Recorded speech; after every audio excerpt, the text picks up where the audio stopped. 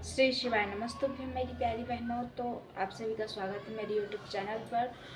तो आप सभी के मेरे वीडियोस में बहुत सारे कमेंट आए हुए हैं कि दीदी हस्बैंड साथ में नहीं जा रहे हैं उपाय करने, तो उसके लिए हम क्या करें, क्या हम अकेले जा सकते हैं कि नहीं जा सकते हैं।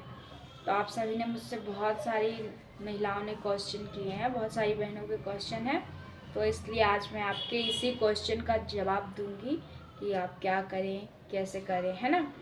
तो देखिए, सबके हस्बैंड एक जैसे नहीं होते हैं कि बस आपने कहा और बात मान लें।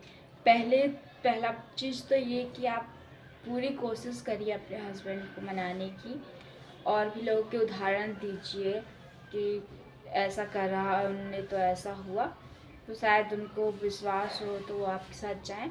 लेकिन आपकी बहुत कोशिशों के बाद भी अगर आपके हस्बैंड नहीं मान रहे हैं, नहीं साथ दे रहे हैं, नहीं जा रहे हैं उपाय करने, तो फिर आप क्या करें। तो यही आपके क्वेश्चन है कि तो भाई आपके हस्बैंड नहीं साथ दे रहे होंगे, इसीलिए आपने मुझसे ये क्वेश्चन किया है। तो देखिए, मैं अपने मन से तो कोई भी चीज़ नहीं कह सकती, क्योंकि फिर मैं मुझे खुद भी नहीं पता है ये कि क्योंकि पंडित जी ने तो सिर्फ इतना ही कहा था वीडियोस में कि हस्बैंड और वाइफ दोनों को साथ में जाना है ये आंकड़े की जड़ लेने और उपाय करने। तो भाई उनने तो कह दिया और फिर बस इतना ही बताया है, उसके आगे तो कुछ पता नहीं है। तो भाई अब देखिए, जिसको भी दिक्कत है तो वो क्या करे, अब किससे क्वेश्चन करे। तो मैं देखिए, मेरी बात जहाँ तक मेरी है, तो देखिए मेरे हस्बैंड ने भी 2 बार मेरे साथ आंकड़े की जड़ लेने गए। फिर मैंने आपको अपनी पहली वीडियो में बताया था कि एक बार मेरी आंकड़े की जड़ कमर से खुलकर नीचे गिर गई, तो वो खंडित हो गई, इसलिए शायद मुझे मेरी गोद नहीं भरी। फिर दूसरी बार मेरे यहाँ मेरी बड़ी सास ख़त्म हो गई, तो घर में सूतक पड़ गया, तो उसके कारण मेरी जड़ खंडित हो गई। फिर तीसरी बार मुझे उपाय करना था, तो मेरे हस्बैंड ने मना कर दिया कि मैं नहीं जाऊँगा आंकड़े की जड़ लेने, तुम्हारे साथ 2 बार जा चुका हूँ, कुछ नहीं होता इससे, तो अब मैं नहीं जाऊँगा। तो फिर मैंने भी उनको बहुत मनाया था, पर वो भी नहीं मान रहे थे। तो फिर मैं खुद गई थी आंकड़े की जड़ लेने, लेकिन मंदिर वो मेरे साथ गए थे पूजा करने के लिए साथ में। तो देखिए, ये है ना कि जब अगर आपके मन में पूरी श्रद्धा विश्वास भावना है, तो भोलेनाथ आपका उपाय बिल्कुल सफल करते हैं। मैंने भी अकेली जड़ लेकर आई थी, क्या करती, ये नहीं मान रहे थे जाने के लिए। तो ये मैं तो यही आप सभी को कहूँगी कि देखिए, ना करने से तो अच्छा है ना कि हम कुछ करें ताकि हमको उसका फल मिले। अगर भाई दूसरा कोई हमारा साथ नहीं दे रहा है तो हम क्या कर सकते हैं। भाई होते हैं किसी किसी के हस्बैंड जिद्दी, नहीं मानते बात, नहीं साथ देते हैं। तो मैं तो यही आप लोगों को कहूँगी कि अगर आपके हस्बैंड नहीं साथ दे रहे हैं तो आप अकेले जाइए, अकेले ही आंकड़े की जड़ लाइए और मंदिर जाइए और आंकड़े की जड़ वाला उपाय करके आइए। और उस आंकड़े की जड़ को 4 से 5 महीने आप अपनी कमर में बंधे रहने दीजिए। बस आप ध्यान रखिए कि आपके घर में सूदक सोबर ना पड़े और आपकी जड़ कमर से खुलकर ज़मीन में ना गिरे। बस इस चीज़ का आपको ध्यान रखना है और आपको अपने हस्बैंड के साथ रहना है ताकि आपको बच्चा कंसीव हो सके भोलेनाथ की कृपा से।